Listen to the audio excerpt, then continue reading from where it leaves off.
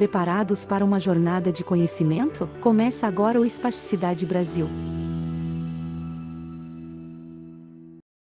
Muito boa noite, nós estamos abrindo esse outro módulo do Espasticidade Brasil. É um fórum contínuo, a gente não para, nós já estamos organizando a programação 2025. E não para também porque todas essas aulas, as apresentações estão disponíveis no YouTube do Espasticidade Brasil e no site espastidadebrasil.com.br. Então, hoje, a gente já conta também com mais de 1.500 pessoas participando no Espasticidade Brasil, que daí vão recebendo as informações e essa troca de informação faz muita diferença. Mas, além disso, instituições renomadas estão chegando para apoiar realmente esse evento.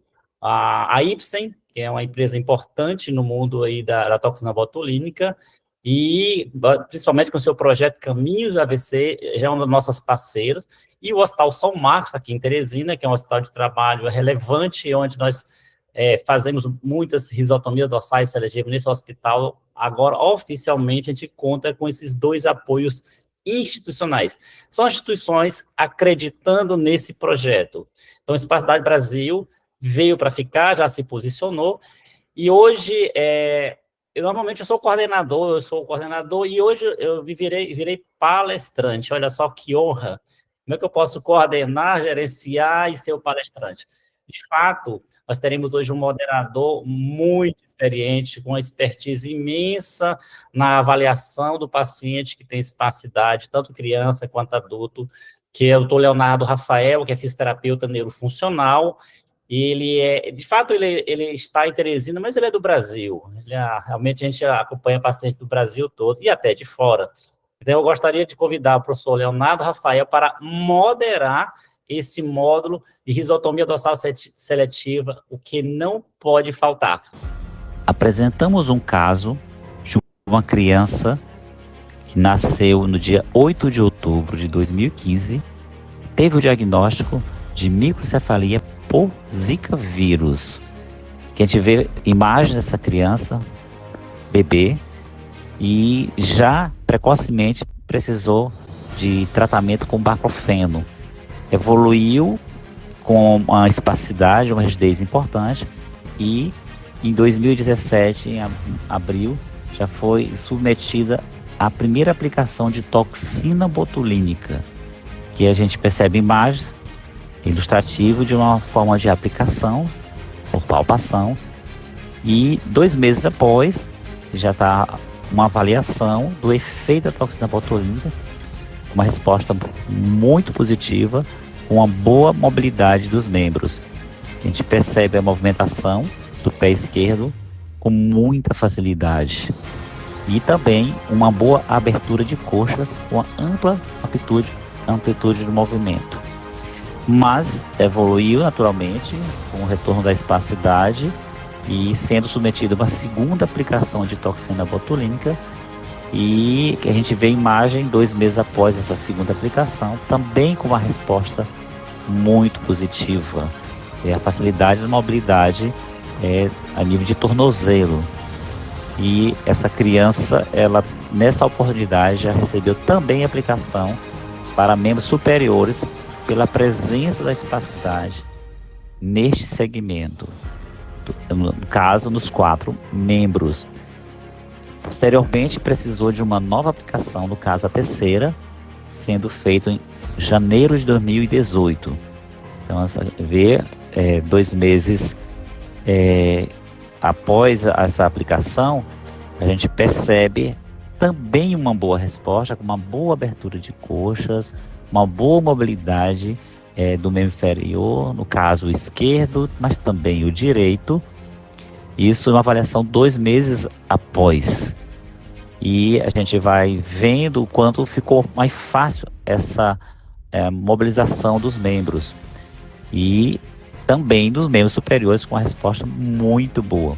Mas precisou ir para uma 4ª aplicação, que é uma avaliação com já retorno da espasticidade, caso aqui em adutores de coxas bem evidentes, mas também flexores plantares, Você vê a dificuldade de novo já na mobilização do pé esquerdo, e isso mostra já a presença da espasticidade.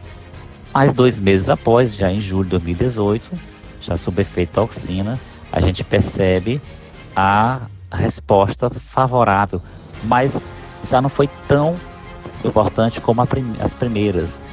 A criança foi para a 5ª avaliação, 5ª aplicação de toxina, 6ª aplicação de toxina, isso já em 2019, que a gente percebe essa imagem 2 meses após a 6ª aplicação, só 2 meses, e a criança já com o padrão em tesoura.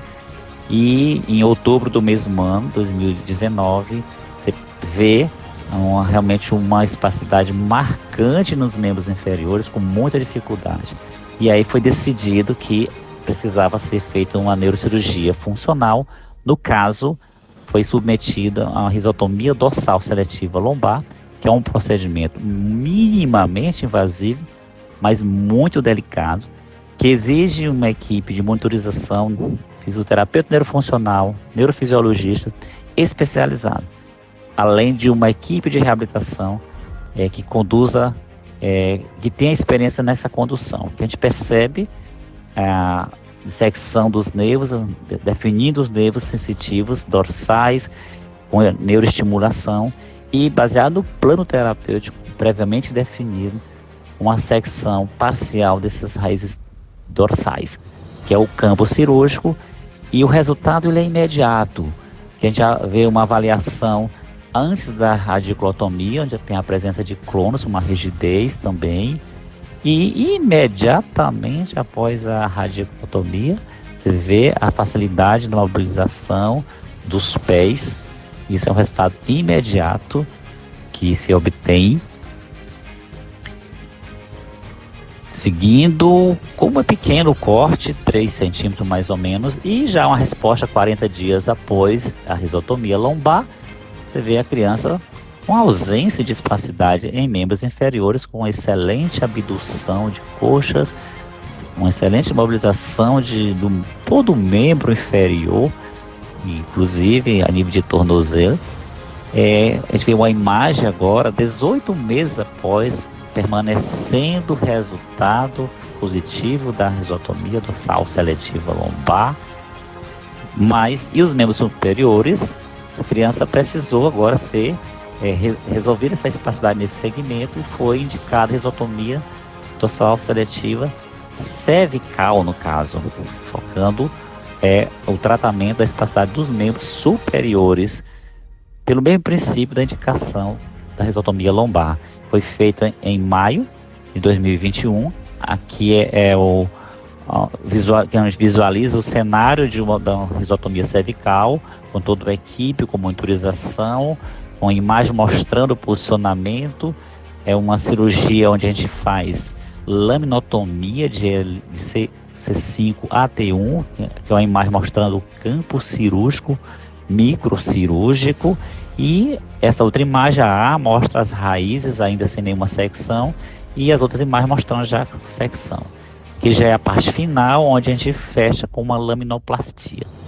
E aí, 2 anos após a risotomia cervical, a gente vê a felicidade da criança caminhando, inclusive, naturalmente, com suporte, com apoio, e comendo sozinho. Isso é uma certa independência.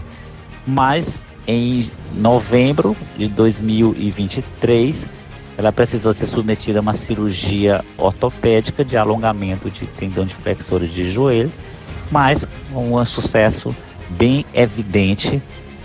E a atualização, a avaliação mais recente, e agora dia de abril de 2024, a criança muito bem, sem a espasticidade, e continuou o processo de reabilitação como sinal de uma boa gestão terapêutica necessária para todas as crianças que têm espasticidade. Olá, pessoal, boa noite. É realmente uma grande honra poder estar aqui hoje nesse fórum, denominado Fórum Espasticidade Brasil, mas nós sabemos que hoje O Fórum Espacidade Brasil, ele ultrapassou esses limites, né, as fronteiras aqui do nosso país, e nós temos profissionais, familiares, né, de outros países que estão acompanhando já essa discussão e esse movimento mesmo de transformação aqui, né, promovido por todo esse trabalho em equipe.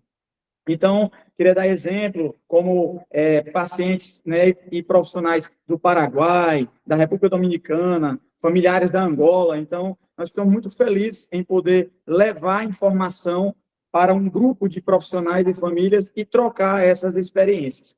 Então, doutor Alencar, eu gostaria realmente de agradecer, dizer que é uma honra participar aqui e moderar esse momento tão especial, que é essa discussão sobre risotomia dorsal seletiva, o que não pode faltar.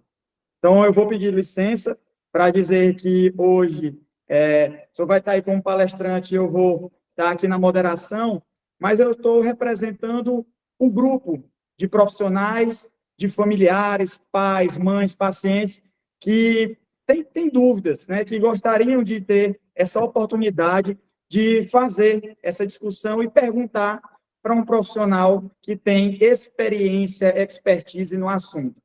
Então, assim, já dando seguimento, eu vou mudar um pouquinho o roteiro em um aspecto.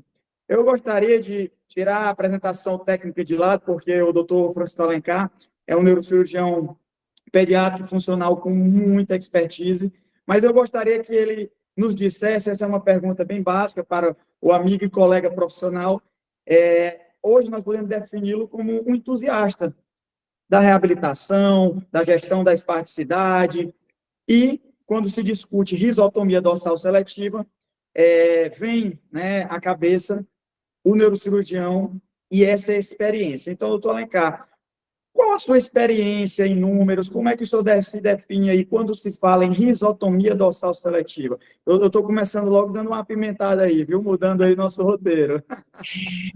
Ótimo. Eita, Leonardo, pegou agora.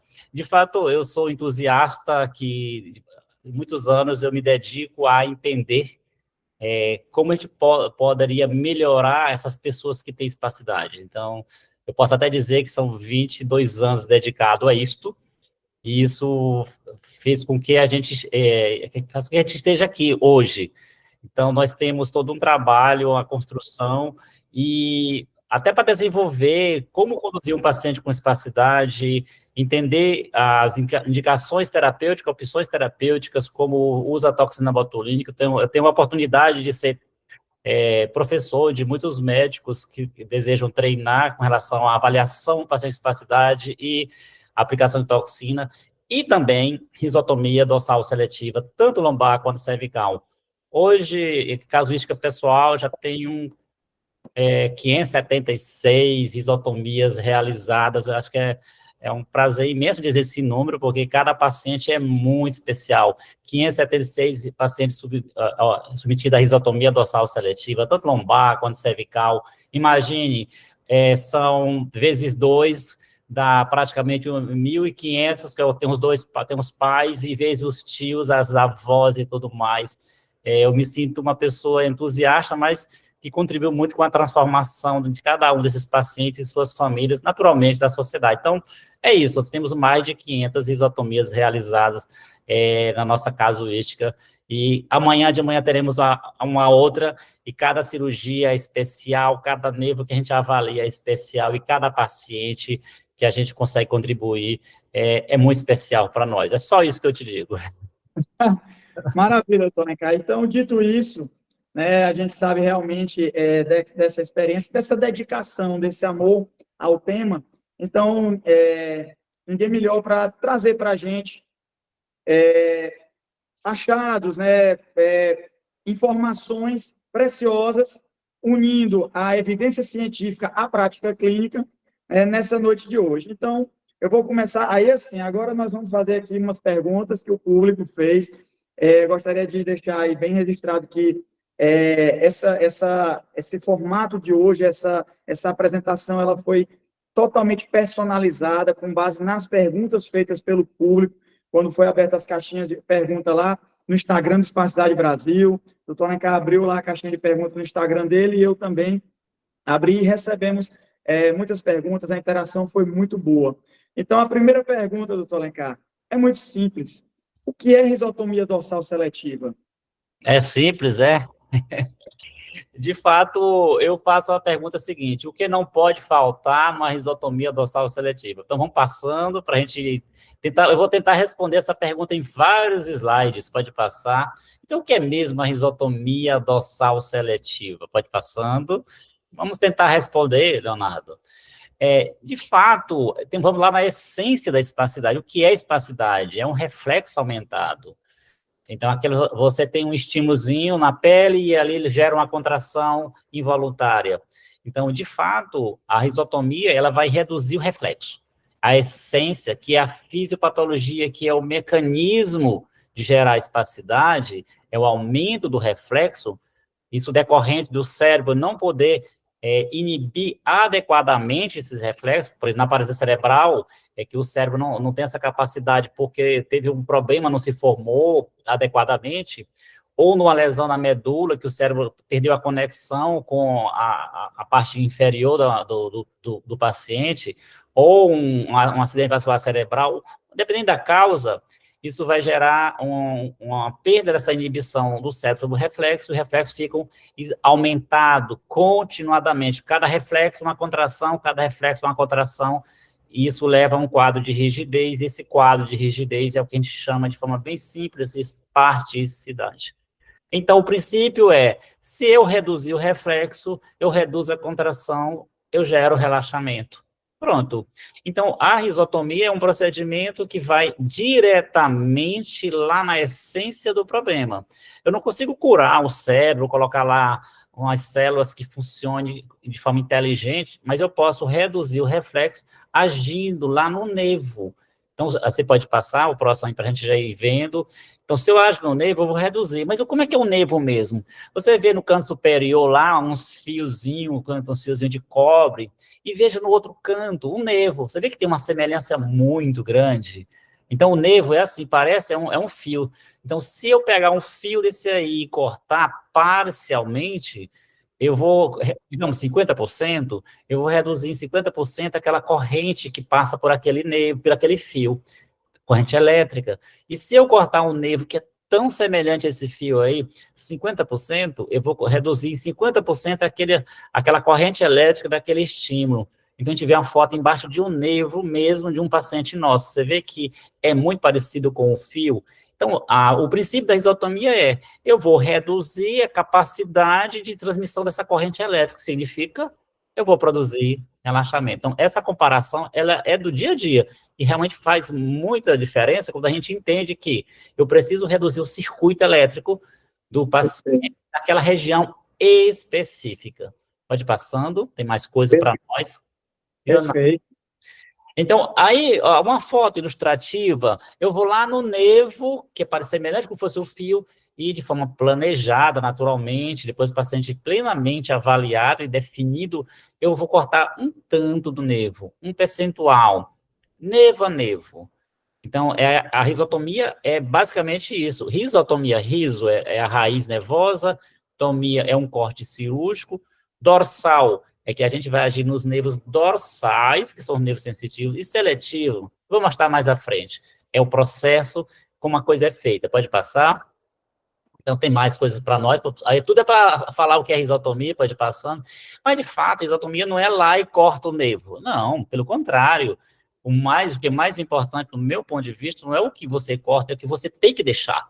Então, eu tenho que deixar 30%, eu tenho que deixar 50%, às vezes eu tenho que deixar 100% de um nervo que eu avalio, localizo e preservo, porque aí tem avaliação clínica com a consulta de equipe especializada, as fases de quantificação do percentual que a gente precisa executar, a fase de avaliação sem sedação, sob sedação, a exploração dos nervos, os nervos específicos, e também o planejamento de reabilitação. Então, risotomia, no meu ponto de vista, é tudo isso junto, mas pode passar, tem mais coisa, mais detalhes, nós vamos caminhar um pouquinho sobre risotomia, pode ir em frente, pode ir passando. Ó, a fase pré-operatória, pessoal, não tem como, não existe uma regra, não existe um paciente igual a outro, nós temos que avaliar o paciente. Aí existe as escalas, tem que ter a equipe que saiba avaliar um paciente com espasticidade, com seus níveis motores, usando escalas para avaliar o perfil motor geral, o perfil motor dos membros inferiores, o perfil motor dos membros superiores, e entre as terapeutas especializados, fisioterapeuta neurofuncional, terapeuta ocupacional, com experiência em pacientes que têm espasticidade. Pode ir passando, você vê que aí são várias avaliações, e aqui, depois a gente vai, vamos agora entrar no centro cirúrgico, você vê que tem a risotomia, tem coisa ainda, nem respondi, né? Então, tem uma sala cirúrgica, tem uma equipe que tem que ser treinada, você vê que é um procedimento de alta complexidade, então ele exige uma infraestrutura, tanto de pessoas quanto de estrutura física. Você vê que aqui tem um microscópio, um neurofisiologista que precisa ser especialista nisso, fisioterapeuta neurofuncional, no nosso caso, faz parte da avaliação pré-operatória, intraoperatória e pós-operatória, e lá a cirurgia. Então, é só um ensaiozinho de uma sala cirúrgica, pode passar, a nossa sala, a sala que a gente trabalha, no caso aí do Hospital São Marcos, e aqui é a avaliação intraoperatória. Aquelas avaliações são várias no pré-operatório, não são completas ainda. Agora vamos avaliar o paciente sedado, antes de começar a cirurgia em si, para saber se ele tem encurtamento. No caso dessa criança, já tem alguns encurtamentos. Aí a gente mede, e aí entra a importância da conexão com ortopedia. É fundamental a ortopedia fazer parte da equipe, porque a gente não faz só prêmio. O paciente já tem encurtamento, a risotomia, ela não vai resolver o encurtamento. Então, entra a necessidade de uma avaliação prévia antes da equipe, se possível, da ortopedia, discussão do caso com toda a equipe, que é o que nós fazemos, que é o modelo que a gente acredita, discussão com toda a equipe, e realização dos procedimentos que o paciente precisa no tempo certo. Nesse caso aí, faz a risotomia, mas esse paciente ele também tem uma demanda para avaliação e possível procedimento ortopédico junto. Pode passar? Então, é fundamental essa equipe. Vamos adentrar mais, Leonardo, aí no que é para as pessoas entenderem um pouco mais. É uma oportunidade de a gente ir ao centro cirúrgico. E aí entra a neurofisiologia, entra um outro profissional, que é o neurologista especializado na parte da neurofisiologia. É uma especialidade, e além disso, em risotomia é mais uma especialidade, porque precisa ter realmente maturidade no conhecimento, a profundidade, e precisa saber que cada fiozinho desse aí vai lá para o computador e vai sair um gráfico. Então, o neurofisiologista, ele está lá em frente a uma tela, repassando os gráficos, aí ele vai me dizer que gráfico que representa aquele. Aquele gráfico é um nervo. Então, ele está conectado com o paciente. Isso eu vou estimular, vamos passando. E esse é o papel do neurofisiologista. Vê que eu estou montando a equipe, pode passar? Eu estou montando a equipe, e agora, né, vamos lá, eu vou precisar também do fisioterapeuta neurofuncional, que no caso eu tenho a oportunidade, que é o Leonardo, que tem uma experiência realmente impactante. Pode passar aí, vai o vídeo. Porque eu vou estimular, mas ele vai precisar, o fisioterapeuta vai ver qual é a reação daquele grupo motor que está sendo estimulado. Eu estimulo o nervo, e que grupo motor está respondendo, para poder ter certeza. As famílias sempre me perguntam, quanto tempo é a cirurgia? Eu digo, olha, o meu P é de precisão, não é de pressa, não tenho pressa, é de precisão. E para eu ter essa precisão, eu preciso ter um bom microscópio, uma boa visão, eu preciso ter o neurofisiologista que entenda e o fisioterapeuta no funcional que vai ver a resposta comportamental. Isso tudo que a gente vai definir, nevo, que nevo é. Pode ir passando. Tem mais coisa para nós, aí dá para pergunta, né? Pode passar. Pronto, agora entramos, pessoal. Aí pode tocar. Que nevo é esse, Leonardo? Não dá para, eu não sei que nervo é esse aí. Aí é que entra o processo da superseletividade, pessoal. Então, é a risotomia dorsal superseletiva, onde a gente vai estimular, definir. Imagine cortar um nervo. É tudo ao contrário que o neurocirurgião é treinado. A gente é treinado para preservar o nervo. Nesse caso aqui, nós preservamos sim 30%, que é o que a gente, na avaliação pré-operatória, definiu que seria o ideal para baixar o reflexo e promover o relaxamento suficiente para nessa região que esse nervo age. Pode passar? Tem mais coisa ainda para responder, né? E aí, Muito. o resultado da risotomia, ele é imediato. Bora botar o primeiro vídeo, ele mostra, no primeiro vídeo, pode clicar, ele mostra a criança ainda sem ter feito, a gente ter feito nenhum corte, nenhum nervo, nós estamos só localizando os nervos, definindo os nervos, mas a gente não cortou, nós vê que lá o pezinho tremendo, a gente chama isso de clonus, que é o reflexo aumentado, e duro é a rigidez muscular, ó, tremendo. Então, esse aí é o retrato da espasticidade do ponto de vista clínico. Pode clicar para o próximo vídeo. Esse próximo vídeo representa imediatamente quando nós fizemos os cortes dos nervos, a risotomia em si. Então, esse corte do nervo mostrou o quê? Pronto, levou o relaxamento imediato. Significa, a risotomia ela promove um resultado instantâneo.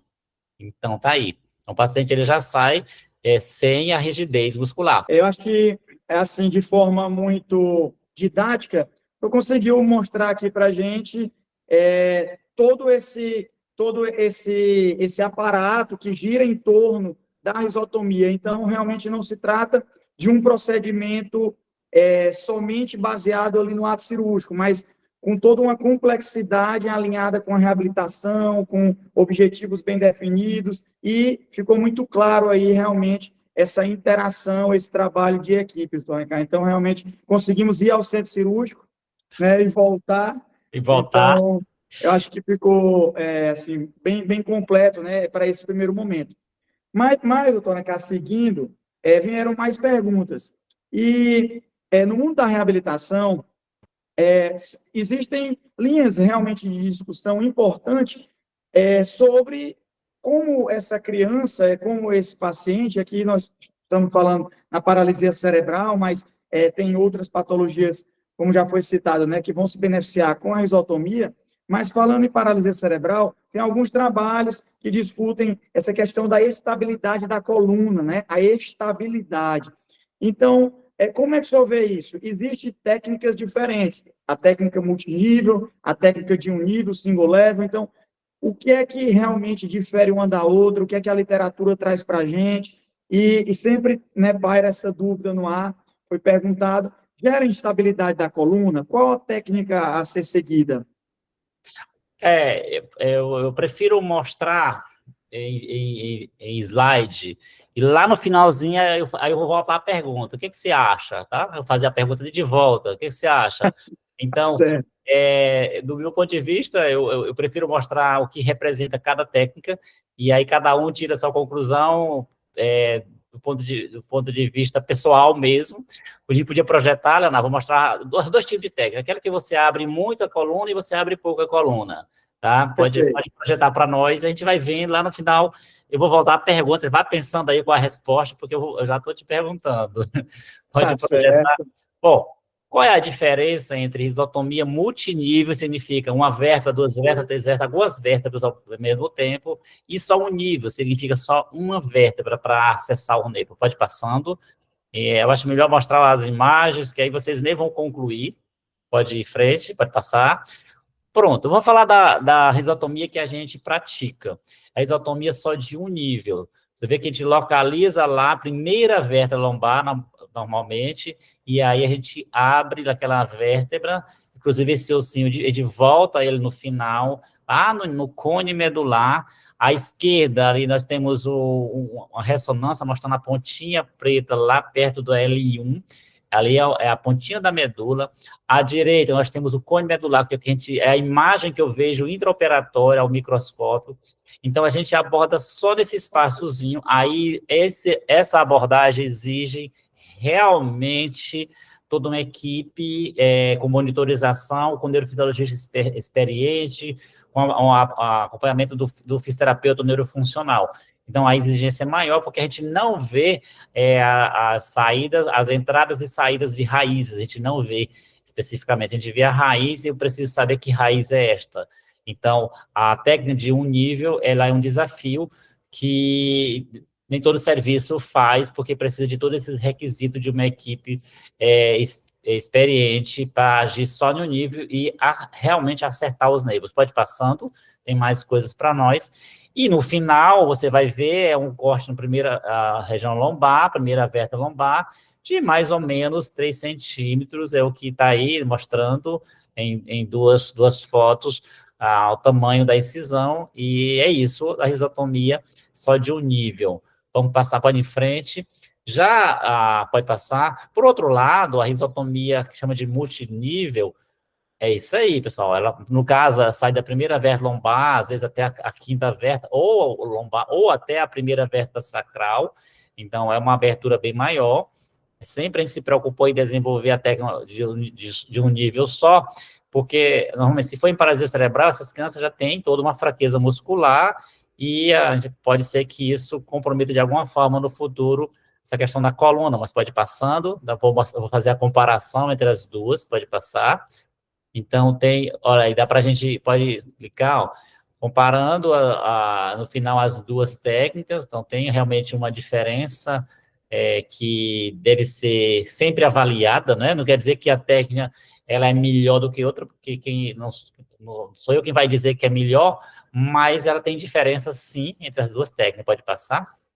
Então, tem mais uma informação sobre as suas técnicas. E aí, fizemos só uma comparação, pode clicar, é um vídeo, uma comparação, se nessa criança a gente optasse por fazer só com a técnica de um nível, então a criança para por nós, ou se fosse multinível. Então, dá para você ver a diferença, é bem evidente que tem realmente, pode sim ter algum impacto na alguma estabilidade e tal, mas está aí. Então, essa aí para a gente comparar, e aí fica a critério do Leonardo agora, como fisioterapeuta experiente, neurofuncional, por si só, tirar a conclusão se tem ou não diferença. Acho que, assim, de forma muito simples, só conseguiu mostrar aí a diferença entre essa incisão, né, que a gente sabe que não é só a incisão e tem todo uma cadeia, né, que vem para que o senhor chegue lá na região onde vão ser seccionados esses nervos.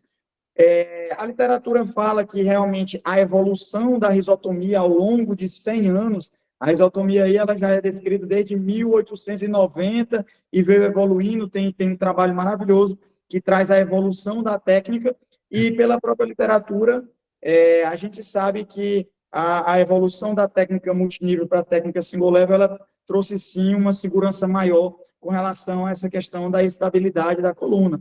E indo para a prática, observando os resultados, e agora aí de forma muito ilustrativa, a minha conclusão é que sim, mas eu também vou aproveitar aí e jogar, né, a pergunta para os colegas que estão aí, como eu falei, eu estou aqui representando. Daqui a pouco, né, não é para discussão. Mas, a partir de 9 horas, vamos abrir aí nossa discussão, mas ficou muito bem ilustrativo, muito bem representado.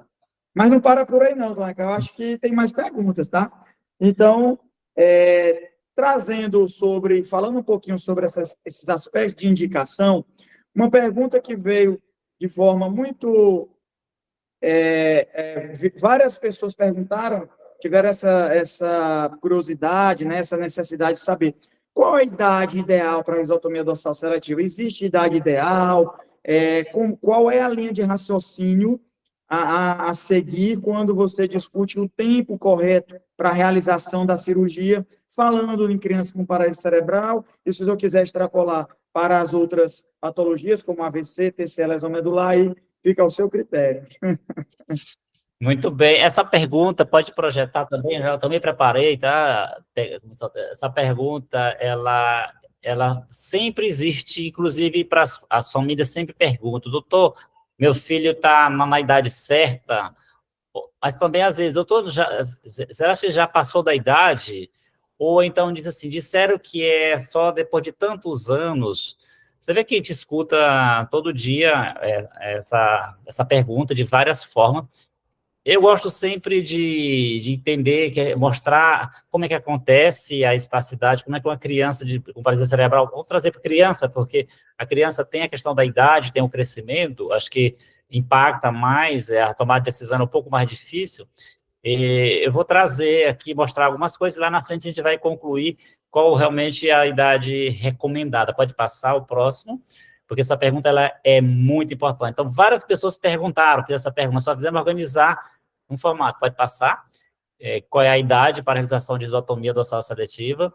E tem esse trabalho aqui, ele é muito importante, ele é até recente, de 2021, que é a patologia musculoesquelética da paralisia cerebral. Aí ele mostra uma classificação, eu não vou me prender muito a isso, mas pode ir passando.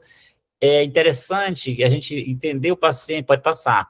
Você olhar a criança e pensar como será essa criança anos depois. Pode ir passando, acho que não está indo. Como será essa criança? Pronto. Como será essa criança anos depois? Se você pegar no primeiro, essa criancinha na ponta dos pés, esse é o primeiro estágio que com essa criança com espasticidade, aquele pezinho que ainda pode ser flexível.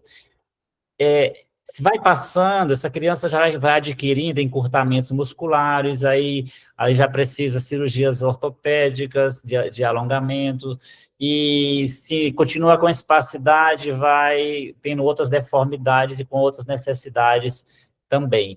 Então, é muito importante a gente ver que o paciente vai chegar para nós em várias idades. Então, existe várias possibilidades, pode ir passando. Então, pode passar. A gente já vai vendo, pode mais, ó.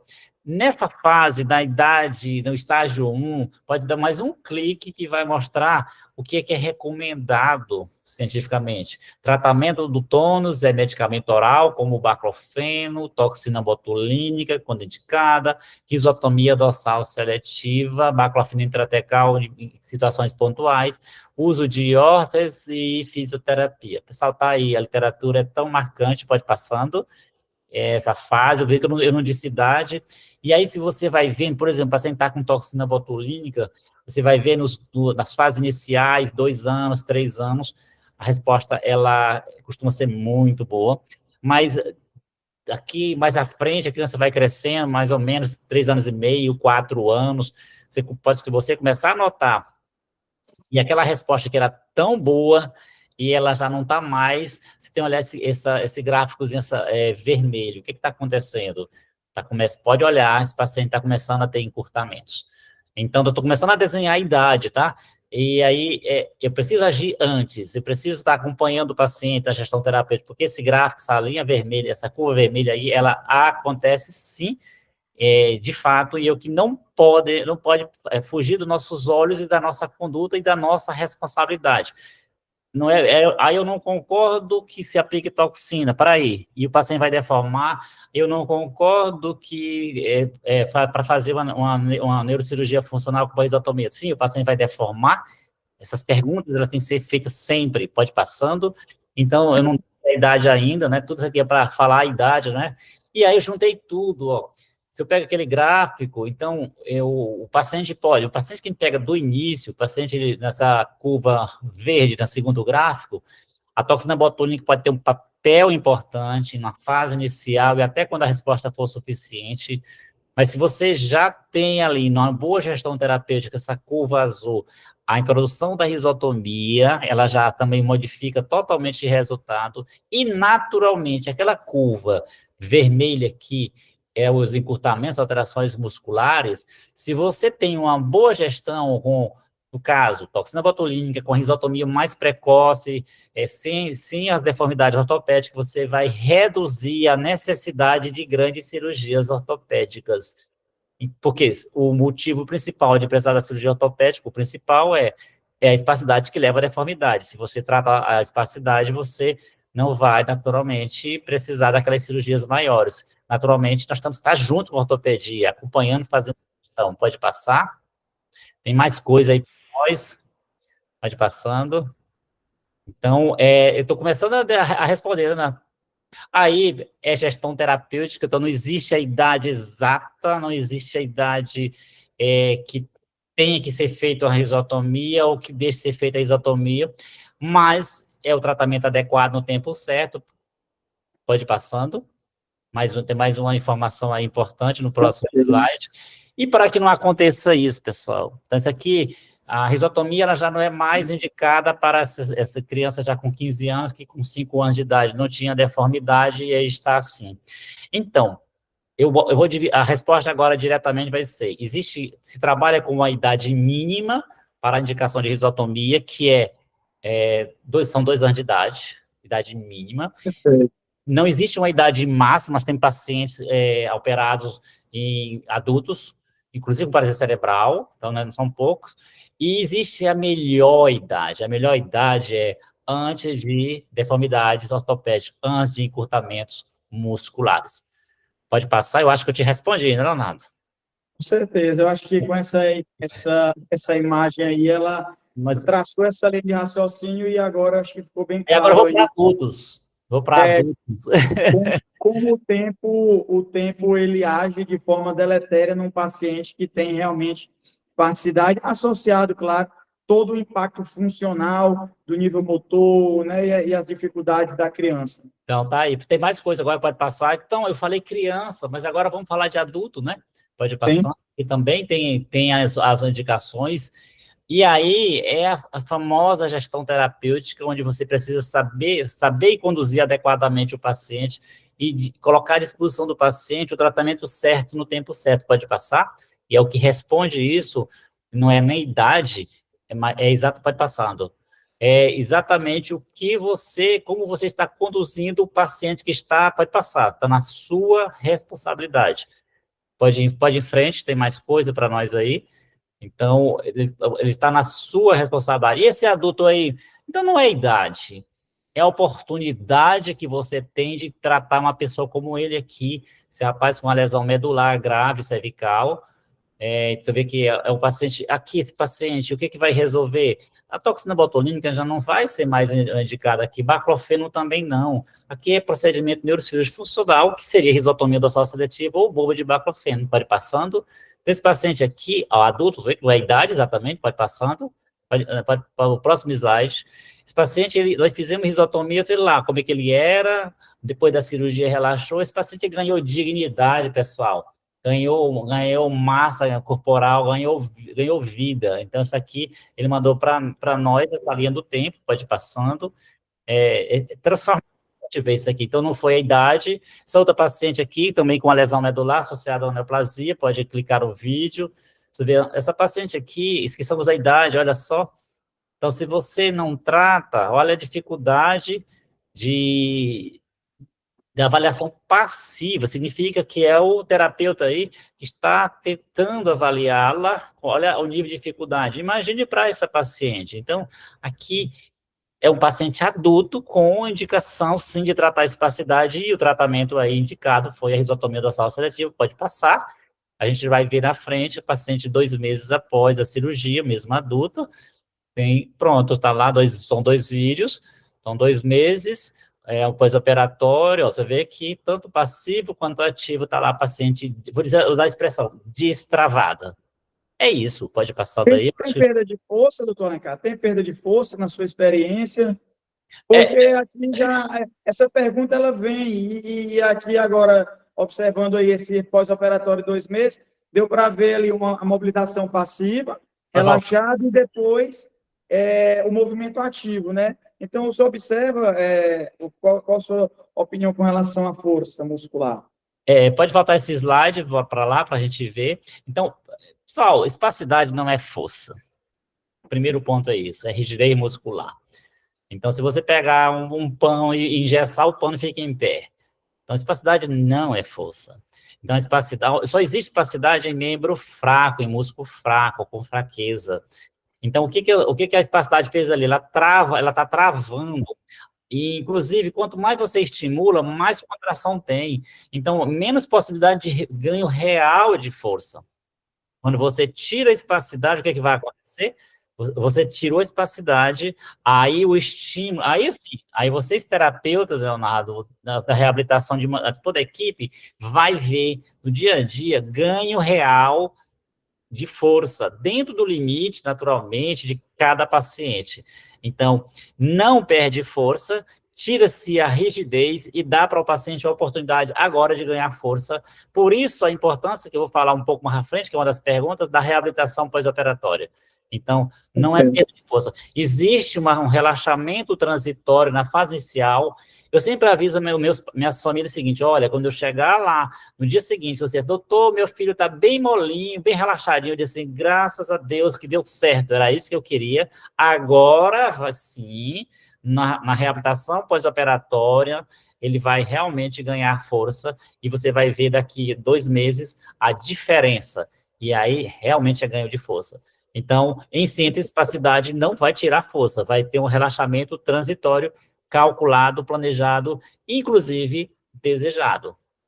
Realmente, Sônia, eu acho que com essa sua última fala, o que eu ia colocar é isso, que a gente observa aí duas situações bem complementares, né? Uma é a necessidade da seletividade funcional para o procedimento, que realmente seria uma risotomia voltada para a reabilitação, com objetivos funcionais, aquela interface espasticidade e funcionalidade.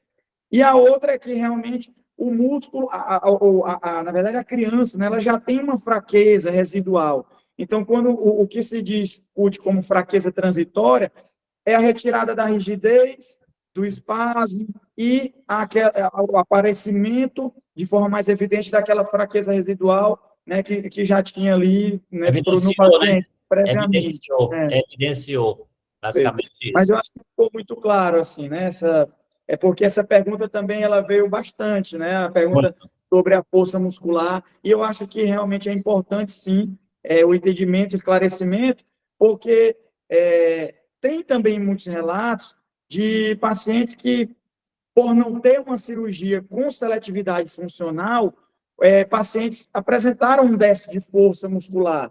Tem linhas que trazem essa discussão, e eu acho que a gente está aqui para isso mesmo, para trazer, né, o que o público fala, é o que a gente precisa discutir. Então, com a evolução da técnica, observou-se, a literatura mostra também, né, essa diferença.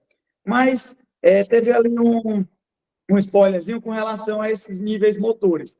A gente sabe, falando de paralisia cerebral, e aí a paralisia cerebral espástica, né, ela está aí permeando aí os 90% dessas crianças, e como essa relação, doutor Alencar, dos níveis motores com a risotomia dorsal seletiva? Todos os pacientes GMFCS, né, falando dessa escala, essa escala de estadiamento que é mundialmente conhecida, para traçar esse perfil motor da criança. A gente sabe que isso é uma forma, é uma linguagem, mas não reflete, de fato, né, o que é o cotidiano de uma criança, eu deixo muito claro isso, mas trazendo para a linguagem científica, a risotomia é indicada para todos os níveis motores. Qual é a sua experiência com relação a isso? Essa pergunta ela é boa demais, ela é frequente e às vezes polêmica. Assim, nós temos um programa de espasticidade, de risotomia no estado do Piauí, e para nós é uma felicidade. A gente implantou no estado do Piauí, no Hospital Infantil Cid Portela, em 2020, um programa que, de certa forma, a gente usou um pouco a referência da Inglaterra, que lá na Inglaterra, em 2019, eles instituíram a risotomia dorsal seletiva para tratamento de espasticidade de crianças com paralisia cerebral, as crianças que caminham, crianças deambuladoras. E nós tivemos, aqui no Piauí, nós fizemos um pouco diferente. Nós fizemos prioritariamente as crianças deambuladoras, mas, independente disso, as crianças não deambuladoras, uma vez tendo indicação, também seriam operadas. Isso foi tão importante aqui, que nós tivemos uma situação, em um dia só, nós tínhamos dois irmãos gêmeos, que um era nível 2, significa que caminhava, independente, e um nível 4, que não caminhava. Ambos com muita espasticidade. E no programa de espasticidade infantil do estado do Piauí, a gente fez no mesmo dia as duas risotomias. O que ia acontecer? Uma criança ia ser tratada e a outra ia ver aquela criança que foi tratada melhorar e a outra só deformar. Olha só a diferença. Então, muito complexo. Então, nós temos sim, nós vou mostrar mais à frente mais coisas. Eu até preparei em detalhe essa resposta, pode ir passando sobre os níveis motores, mas só para a gente clarear um pouquinho, pode passar o próximo slide, o que são os níveis motores mesmo. De fato, é aquela criança que caminha com dificuldade, caminha bem, mas pode passar o próximo slide.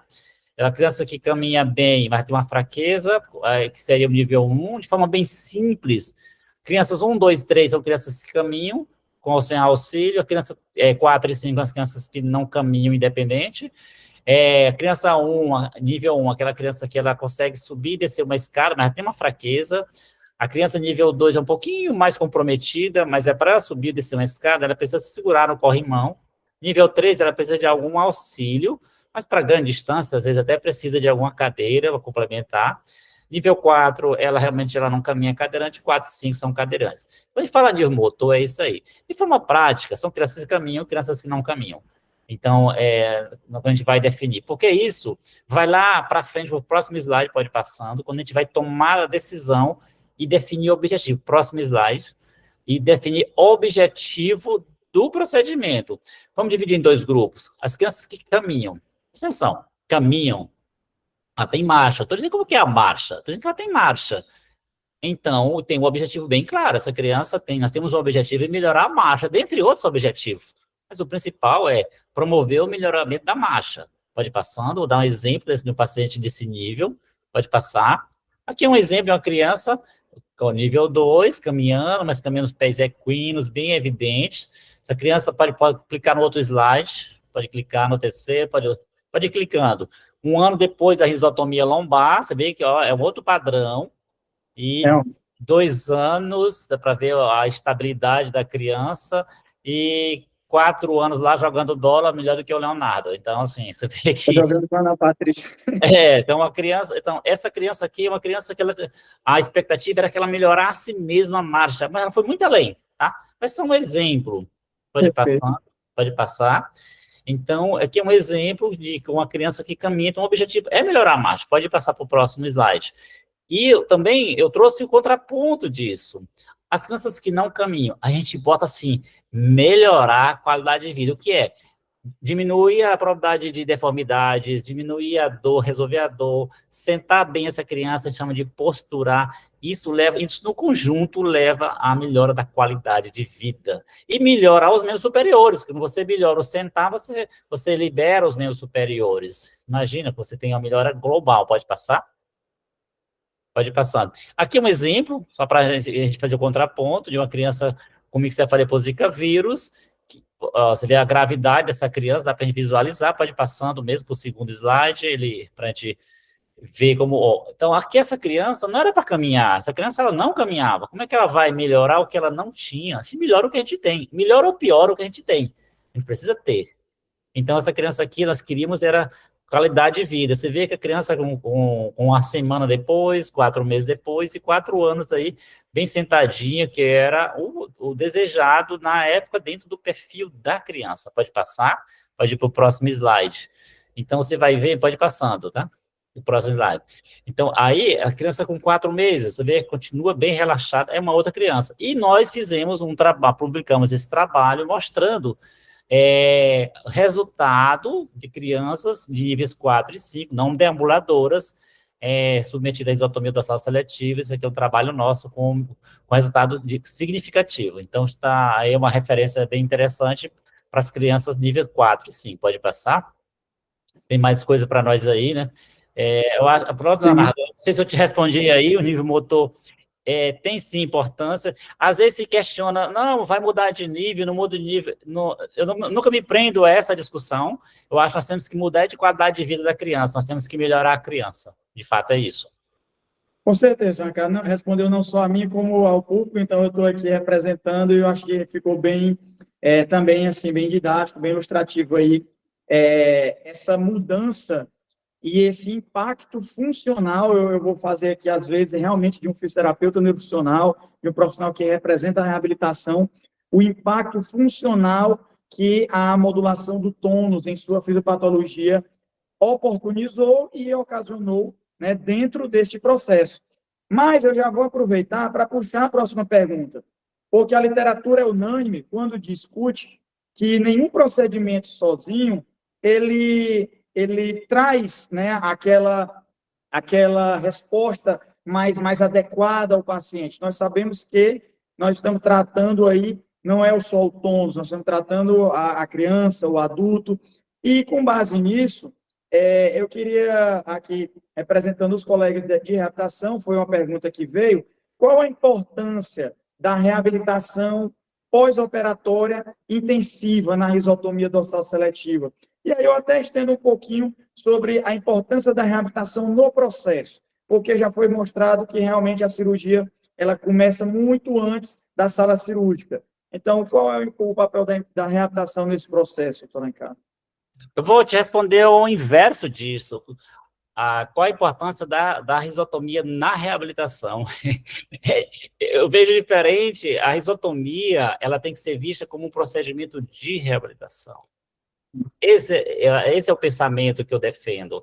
Risotomia é um procedimento de reabilitação, por isso que não dá para ser bem sucedido. Eu vou lá, opero, tchau, acabou. Não tem uma avaliação pela equipe de reabilitação. Eu não faço a cirurgia pensando na reabilitação. Não vai dar certo. Então, a isotomia, eu posso botar até um slide mostrando, eu vou botar só um slide, pode mostrar um slide aí. É um processo, pode passar, equipe técnica, um slide aí só.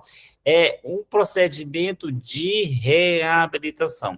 Então, se a gente avalia o paciente, tá aí, pode passar o próximo slide.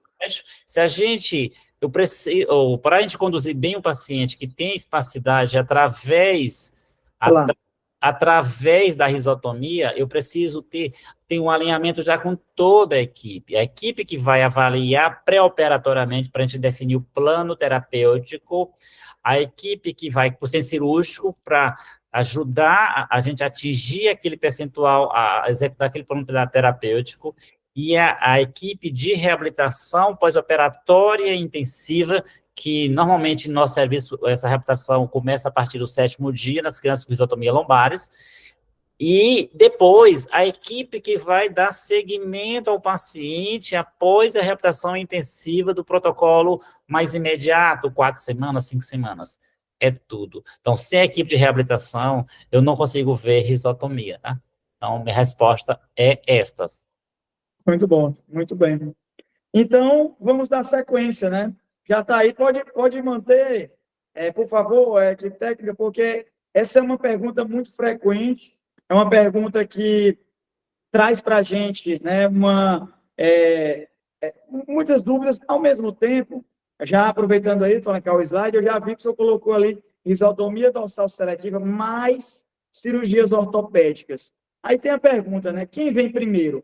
Mas esse mais, o que significa esse mais, na sua opinião, quando se discute, né, essas cirurgias? Porque podia ter aí um versus, né, um X, algo, mas eu estou vendo que tem um mais, e a pergunta de quem vem primeiro. Então, está com a palavra. Jamais verso, porque parecia que você está colocando em oposição. Pelo contrário, é equipe. A equipe era precisa avaliar o paciente antes de definir o plano terapêutico. Esse plano terapêutico ele pode precisar de várias áreas de atuação. Por exemplo, membros superiores, terapia ocupacional. Membros inferiores, fisioterapia neurofuncional, fisioterapia especializada no paciente na condição neurológica. Paciente que tem encurtamentos, aí eu vou lá, faço a risotomia, o paciente fica em pés equino pelo encurtamento, e a criança ela não apoia os pés, e não tem o ganho suficiente na reabilitação, porque não apoia os pés. Ortopedia, pediátrica, e junto, às vezes a gente recomenda até fazer ao mesmo tempo, em situações muito especiais, selecionadas, às vezes a gente entra junto. Então, quem vem primeiro? O raciocínio primeiro, a situação principal. Espasticidade, que é o que nós estamos falando, é uma condição neurológica. Então, se eu vou lá e só alongo os tendões do paciente, eu vou continuar com a espasticidade. Mas na frente, esse paciente, normalmente, ele vai piorar, e aí está lá com a espasticidade, e às vezes usa até uma expressão, perdeu a cirurgia ortopédica. Então, pela fisiopatologia, pelo mecanismo, deve-se tirar a espasticidade, do ponto de vista neurológico, e fazer a cirurgia ortopédica a seguir, dependendo de cada paciente, às vezes no mesmo ato, às vezes em atos posteriores, depende. Então, pela fisiopatologia, quem vem primeiro é a condução neurológica, e quem vem junto ou logo a seguir é a condução ortopédica junto, planejada, casada. Pode passar, eu vou mostrar um exemplo de uma cirurgia ortopédica, pode passando, e é tão verdade isso, pode passar aí o vídeo a seguir, é tão verdade, quando ele conseguir abrir esse vídeo, que o ortopedista, os nossos ortopedistas, eles têm quase assim uma obrigação, uma intimação, uma necessidade de estar nas discussões. Pode ir passando o vídeo, o próximo slide. Ele tem que estar junto na discussão, porque muitas vezes o paciente ele precisa ir já com a conduta, aliás, já tem que ir com a conduta ortopédica. Se não conseguir passar isso aí, a gente passa para o próximo, viu? Não tem... Sim, perfeito. Então, Enquanto vem a ilustração, Tônica, eu quero aproveitar, porque nós estamos aqui realmente numa sequência muito boa, né? Uma linha de raciocínio muito boa. Eu acho que do início até agora, nós já estamos aí com quase 1 hora de bate-papo, e eu acho que está realmente bem fazendo jus ao que a gente, né, propôs, e eu já vou aproveitar a oportunidade para a gente fechar esse primeiro ciclo fazendo 2 perguntas. Eu vou perguntar primeiro, porque eu acho que veio bastante isso, com relação à melhora de membros superiores com a risotomia lombar. Eu vou até ampliar essa pergunta e eu vou trazer assim, Tônica, e os membros superiores? Né? Eu acho que é algo que... Eu já vou responder junto. Você pode passar esse próximo slide e eu vou juntar as 2 coisas. Passa para o próximo. E aí, doutor Tônica, ainda dentro dessa perspectiva, nós vamos fechar esse ciclo com uma pergunta. Eu vou lhe dar a palavra e aí a gente vai fazer a abertura, né, para a discussão com o nosso grupo, nosso time Espasticidade Brasil. O que realmente não pode faltar numa risotomia dorsal seletiva, né? A pergunta da noite. Já. O que não pode faltar? Ótimo. Esse slide, ele consolida a importância dos meios terapêuticos. Sempre tem que pensar na toxina, risotomia, cirurgia ortopédica de forma junto, coesa, independente do nível motor do paciente. Esse slide diz isso. Então, isso é fundamental.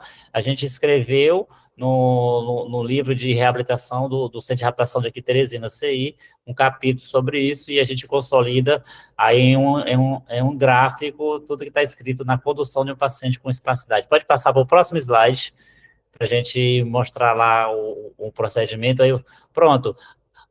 Aí eu vou mostrar para vocês a integração, depois vocês falam se foi bem filmado, tá? Se tem alguma crítica nessa filmagem, porque aí um dos nossos ortopedistas, o doutor Saulo, fazendo o alongamento, logo após a risotomia, e quem filmou foi eu, tá? Então, só para ver que significa que o neurocirurgião estava na sala, também de olho no paciente, junto, tudo, cuidando. Então, tá aí a integração da neuro da ortopedia. Pode passar? Foi só para dar o exemplo, e sim, pode passar o próximo, que aí tem eu acho que já entrou essa pergunta aí dos membros superiores. Pode passando, essa pergunta ela é maravilhosa. Ao longo da nossa caminhada, a gente não tinha no início terapeuta ocupacional diretamente do nosso time. Participava, mas não era diretamente integrada do time. Estava com a gente, mas não era em tudo. E nós vimos que os nossos pacientes que tinham espasticidade nos 4 membros, quando a gente fazia isotomia lombar, eles melhoravam, de alguma forma, os membros superiores. Ora, mas a cirurgia era na coluna embaixo que ia os nervos para as pernas. Como é que melhorava também os braços? Nós fomos ver na literatura mesmo, nos livros, tinha sim, tem relatos sobre isso. E aí, a partir de então, a equipe de terapia ocupacional passou a fazer parte integral da nossa equipe de tratamento de espasticidade. Então, não dá mais para soltar a partir daí. E foi publicado esse trabalho no último CobraFi, no ano passado, mudança no desempenho funcional de membros superiores no pós-operatório de risotomia dorsal seletiva lombar em crianças com paralisia cerebral espástica. Pode passar? Então, isso aqui foi apresentado, a doutora Leilane que apresentou, e mostra em todos os níveis, crianças com nível de 3 a 11 anos, nível, eu vou mostrar mais à frente. Então, de 3 a 11 anos, mais a média, 4 e 5 anos são os principais, foram 30 pacientes, pode passar, a maioria masculina. Olha o próximo slide, e aqui mostra os níveis motores, são níveis bem variados, nível 4, nível 5, inclusive o maior, 50, é o nível 4 e 47% nível 5. MEX, essa aí já entrou por causa da terapia ocupacional, que é como se fosse o nível motor dos membros superiores, é mais ou menos o GMFCS para os membros superiores específicos. A gente vê a distribuição desse MEX entre os níveis, e a média a mudança no pré-operatório, né, o paciente, eles tinham realmente que é a força, né, a capacidade da força, que aumentou, saiu de 19 para 22, isso tem um valor estatístico importante, 3 a 4 pontos percentuais, isso faz muita diferença, você pode passar.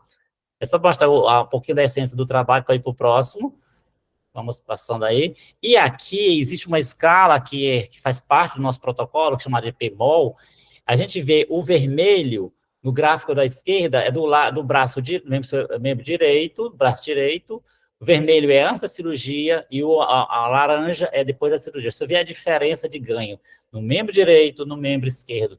Isso é do ganho do membro, da função do membro superior após a isotomia lombar, comprovada aí em trabalho publicado, então. Então, essa resposta em números aí, ela é importante para a gente.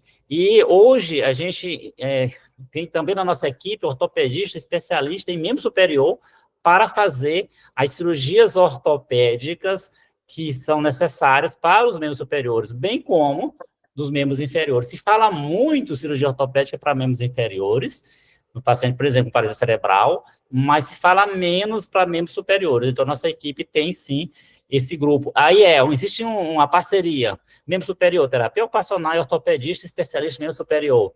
Membros inferior, fisioterapia neurofuncional infantil e ortopedista especializado mais em membros inferiores, que cuida mais de membros inferiores. É assim a nossa equipe. Serve como resposta, Nanara, isso aí? Pode passar. Sim. Veja o próximo aí, qual é o próximo. Pronto. Vai voltar. Você já fez essa pergunta, né? Já. Então, vamos para a pergunta da noite. Sim. Antes de abrir aí, o que é que não pode faltar? Já discutimos tecnicamente muita coisa, mas o que é que não pode faltar? Essa pergunta é a aula em si, né? Depois vamos projetar o próximo slide, que eu organizei o que eu acho que não pode faltar. É a síntese, pode passar o próximo slide. Não pode faltar o próximo slide, por favor, né? Aí, ó. Está meio cortado. Na minha opinião, de que tem uma certa vivência com pacientes que têm espasticidade, para mim, e com as famílias, todos os pacientes, eu converso bastante com as famílias, e o que eu sinto mais importante, se eu fosse escolher o que é mais importante na condução do paciente em espasticidade, que a gente indica a risotomia, é alinhamento de expectativa. Pessoal, a criança... Família, né, gente? Família, e às vezes paciente, que o paciente adulto, às vezes ele deseja uma coisa que a técnica não é possível. Eu não posso dizer que uma criança cadeirante, nível 5, se fizer a risotomia, ela vai sair caminhando. Mas essa proposta eu já recebi em algumas circunstâncias. Não, ela vai fazer a risotomia para caminhar. Não, ela vai fazer a risotomia para melhorar o que for possível dentro do potencial. Então, primeiro, o que não pode faltar, alinhamento de expectativa. Ponto crucial. Segundo, uma boa gestão terapêutica, não pode faltar. Não é um procedimento isolado, é o pensamento de reabilitação como um todo, integrado. Então, uma boa gestão terapêutica não pode faltar. Outro, protocolos bem definidos e com evidência científica. Não é o que eu acho, é o que a ciência diz. Se você pega trabalhos da Iona Novick, que é da pessoal da Austrália, trabalho recente, tem lá, para tratar tônus, no caso, espasticidade, tem lá toxina botulínica, diazepam, baclofen intratecal e risotomia. Então, assim, você tem que ter a base científica. E uma outra questão, para que engloba tudo, uma equipe treinada e motivada. Meu amigo, nós estamos tratando pessoas que têm muita dificuldade, tem uma dificuldade motora, mas tem todo um por trás, tem todo um arcabouço emocional, tem família, estamos tratando gente, nós não estamos tratando espacidade, estamos tratando gente.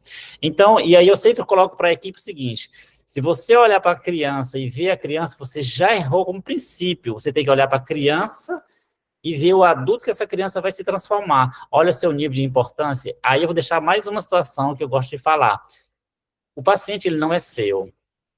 Ele está na sua responsabilidade. Olha só a diferença entre ser seu, é meu paciente. Não, esse paciente ele não é meu, ele é da equipe, ele é de todos nós, agora ele é da nossa responsabilidade. Então, o paciente, ele não é seu, ele é da sua responsabilidade. E uma criança com paralisia cerebral será um adulto com paralisia cerebral e, possivelmente, um idoso com paralisia cerebral. Veja a nossa função. fazer com que essa criança seja o melhor adulto possível. Eu espero ter respondido aí, de fato são muitas perguntas, eu procurei aí ser, assim, o mais ilustrativo, porque às vezes a gente fala sobre risotomia, a gente fala sobre reabilitação, a gente fala sobre um procedimento que, como é do nosso dia a dia, a gente acha que todo mundo entende, tem familiaridade, mas não tem. Então, a minha ideia aqui foi de trazer respostas de forma ilustrativa para essas perguntas que foram várias. Pessoal, nós recebemos muitas perguntas. O que nós fizemos? Nós tentamos consolidar, juntando as principais perguntas, resumimos essas perguntas e criamos esses eixos, tentando trazer de forma mais didática as respostas. Lógico, nunca está pronto, tem muito mais para se responder, e é isso que é interessante. E o Espaço Cidade Brasil é isso, que virão outros modos para mais momentos. Então, eu só queria realmente agradecer a oportunidade. Foi maravilhoso estar aqui nessa noite, podendo contribuir, discutir com os colegas, trazer nossa visão. Essa moderação, ela tem um gostinho especial, né? Porque realmente eu vivo isso, eu estudo, eu me dedico, e a gente tem uma experiência importante, né, com relação à risotomia hoje no Brasil. Obrigado a todos, bom descanso, que amanhã todo mundo está na ativa. Muito obrigado, obrigado a toda a equipe técnica de todo o apoio. Boa noite para todos nós.